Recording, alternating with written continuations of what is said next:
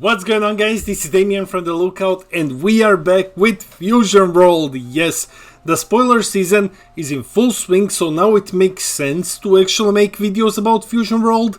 So let's go over them. Today we're going over green. Green is ramping and healing, which is really good compared to green in Masters. Green has been historically the worst color. Here I still think that it's the worst color, but it's got some awesome toys. So we're gonna go over them in this video. But before we begin, huge shout out to the Coffee Club, our lovely patrons. These are our $2 and up patrons. They buy us coffee, they keep this crazy machine going. And guys, thanks a lot for your support. If you wish to join the Coffee Club, link to our Patreon is in the description below. And I think that's about everything. Roll the video! As with all 4 videos, let's start with a breakdown. So the spoiler season is in full swing. We're gonna go over green cards. I'm not gonna go over every single green card, because they're just a bunch of cards which are like draw 1, critical, like tutor something. We're gonna go over the better green cards and the green cards that thematically fit the video, so that it's not like half hours long. Green has consistent ramp, very consistent ramp, and it has healing cards. Well, 1 healing card so far, but it's cool. And we're gonna be talking a lot about androids. Yeah, Android 17 outshines Broly completely. Broly's crying in the corner. It's a bad time to be a fan of Broly. Alright, let's go! Let's talk about the magic number in green. So each color pretty much has a threshold where things happen. In green, that's 6. 6 is your energy goal. So take a look at these 5 cards. All of them work when you have 6 or more energy. Then something happens. So 6 energy is the magical threshold in green. That's where we are looking to get. And that's what we're gonna be examining in this video. How to get to 6 as fast as possible. It's just 6. That's important. Keep in mind, it just says 6.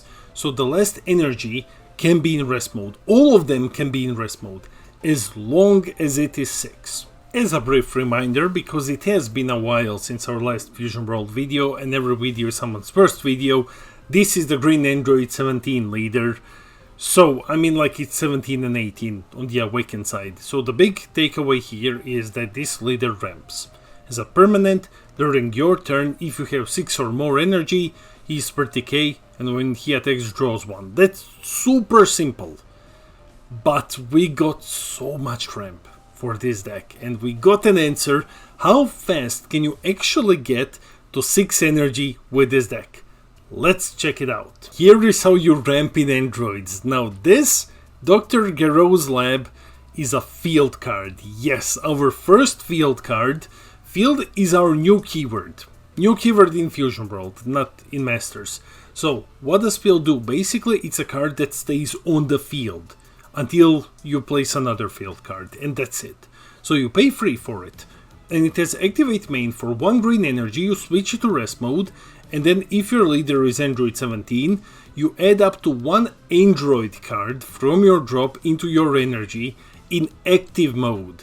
So each turn, you're paying 1 to play 1 extra energy in active mode. So it's basically free, because you pay 1 and then you get 1 back in active mode. It's basically as if it said for free play an energy in rest mode, because you're just replacing which one is in rest, which one is in active. It's a very strong card. But I get what some of you might be asking. When do we play this? What's the best way to get maximum value out of this card? Well, here we go. Here is our value breakdown. So, guys, when is the best time to use this card? First of 2 things. Thing number 1, you're effectively ramping for the next turn. Because, yeah, you get the energy in active mode, but you have 1 in rest mode because you had to pay for this effect. So you're effectively ramping for extra energy in the next turn. However, your goal is to get to 6, because you have a lot of cards with a permanent where they gain something if you have 6 or more. And you don't need 6 in active mode, like they can be in rest. So the idea is just to get to 6 as fast as possible. So for maximum value, and this is only possible if you go second, turn 2 with an energy marker. You use your energy marker, you play this card, you can't use it turn 2 because you've already spent all of your energy, but you can start using it from turn 3, and then your turn 4 will effectively net you 6 energy. That's the fastest way to get to 6. Now the optimal play, and I say optimal because, you know, max value requires that you go second. So optimal play would be playing this on turn 3. You completely tap out. It's fine. You're not gonna die if you tap out. And then turn 4, you use it once, that ramps you to 5. And then turn 5, when you charge your first energy in active mode, you already have 6. So turn 5 is effectively 6 energy. The other way to do it is just by doing this on turn 4 as well. So you can play it on turn 4, you can pay 1 energy, you go to 5, and then turn 5 you're once again on 6 energy.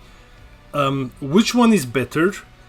I think that turn 3 is better. Although the goal is the same, at least turn 4 you have 4 open energies. And you want more energy the longer the game goes, because you can play bigger things. When and not to play this, turn 5 onwards.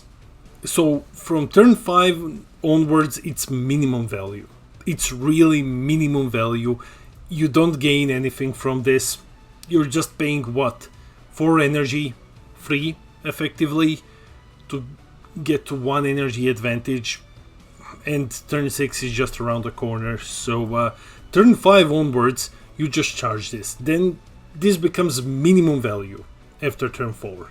So yeah, there you go. Now you know when you should be playing this card. Our next piece of ramp, with biggest quotation marks for ramp ever, is this Android 18. So free cost 20k, 10k combo, that's all great. When attacking, place 1 card from your energy into your drop. It can be in rest mode. And then add up to 1 card from your hand to your energy. First off, the card is pretty decent. It's pretty decent. On attack, you replace 1 of your energies with 1 in active mode. So basically what you're doing is you are effectively sacrificing a card from energy to restand 1. That's what you do. So on attack you restand 1, but you sacrifice. It's basically as if it said, on attack, discard a card, switch an energy to active mode. It's effectively that, but with an extra step where something goes to the drop. So it doesn't really ramp you by itself. However, the ramp part comes into play when you combine Android 18 with this next card. Son Goku and Fat Cell. But unfortunately it's just Son Goku, so it's just Saiyan. Would have been much better if it was Goku and Cell and it had the Android trait. But anyway, I'm rambling. Let's go over the card. 5 cost, 5k combo, 25k. So like it's garbage. Stat wise, it's trash. However, auto is amazing. Auto, when this card is played, or when a card is placed in your drop from your energy, so you can get both, add the top card of your deck to your energy in rest mode. So you ramp on play, and then you ramp again when an energy goes to the drop. Now you can imagine how it works with Android 18. So 18, you play this, and then 18 attacks, kills an energy, replaces it with another in hand, and then you ramp 1. Because an energy went to the drop. Though you can use it with Android 18, you really shouldn't. Yeah, I know this is a bit weird because I was just talking about it being a ramp piece, but you shouldn't. It just doesn't look that efficient. Because first off, you don't really expect Android 18 to survive that long, and then even if she does, you're spending so much energy, you're creating such an investment to effectively ramp 1, which is just kind of, sure, okay. However, Broly and Gohan leaders really love this card. Here is why Broly loves this card. And now if you don't remember what Broly does, effectively you kill your own energy to draw 1 and get plus 5k. So you start your turn, you charge 1, you pay all 5, so let's say now you're on 5. You pay all of them to play Cell. His auto triggers, it's time to ramp, and you ramp with, let's say, Krillin from the top of your deck. He's the 6th energy, he's entering in rest mode. So now you have 6. Then you use your leader's activate main, you KO an energy, let's say these Trunks. It's one of the 5 that you've used to play the Cell. You draw 1, you get plus 5k. Now you're back on 5. However, because an energy went into your drop, Cell's auto triggers again. And it's time to ramp again, and you ramp from the top of your deck another energy in rest mode. And now you're still on 6, which is great value. Because Broly is usually stuck on an energy threshold where he awakens, because he needs to keep killing the energy that he charged to get his activate main going off. This way, you just kinda don't hard ramp, but you just kinda stay at a certain energy threshold. Like, you're charging normally by doing this. Now we have removal in green. Yes, green was the only starter deck which didn't get a removal in the form of an extra card. So here it is, Big Bang Attack. Permanent, if you have 6 or more, it costs 1, so another 6 or more card. Activate main, you KO one of your energies, and then you KO one of your opponent's battle cards with a cost 5 or less. So, for 1 energy, remove any non-green boss monster, and that's it, and then you can just go crazy. Why do I say non-green? Because the only boss monster that costs more than 5 is the Broly one, the one that's 8, and that one is super expensive. So unless we start seeing more and more boss monsters, which are like 6 energy, this is effectively 1 energy KO anything. The way that you do this is you pay 1 energy, and then you send that same energy to the drop, so that you don't kill an energy in active mode, and then you KO something. Another thing to keep in mind, if you are on 6, this is the last thing that you're doing, because if you have other cards with permanent 6 or more, it's better to get their effects off first, and then you just KO something, unless it's like a massive blocker, something that you just have to kill with this. Considering how much ramp some decks have, this is really good. And now we have Hercule. Yes, the champ is here and he has weird text. One cost 15k permanent. This card must attack whenever possible. When attacking, you draw 1, you discard 1. So permanent might be confusing. Here is how it works. I got this confirmed. So the first thing that you do is you must attack after your charge step.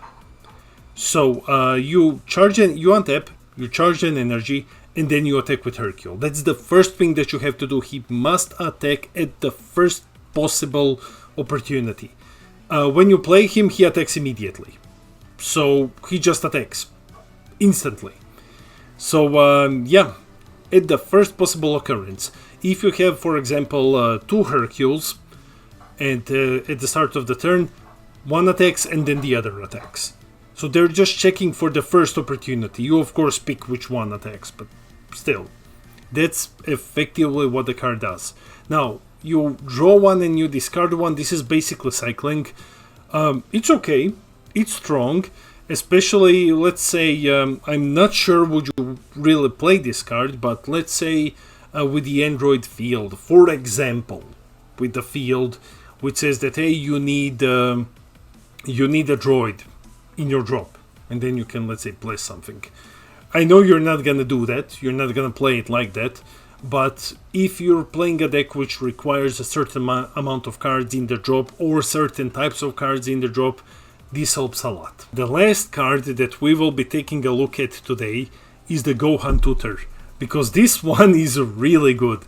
So for 1 energy, 5/5, okay, on play, you look at top 3, and then you reveal up to 1 card with cost 5 or less and Saiyan special trait, and you add it to your hand. And then you put the rest to the bottom of your deck in random order. This is insanely good. Now, why is it insanely good? because in this game, extra cards have traits. So your Big Bang attack, your Gigantic Meteor, your Destructive Strength, you know, the ones with Broly and the removal that we just took a look at a few slides ago, you can pick them as well, because they are cards with Saiyan traits. It doesn't say battle cards. So that's really, really good. For 1 energy, you can get your extra card. That's amazing. Before we end the video, let's quickly jump into the summary. So green is starting to look much better. Androids are crazy good at ramping. That field card is phenomenal. Saiyans are unfortunately falling behind in ramp.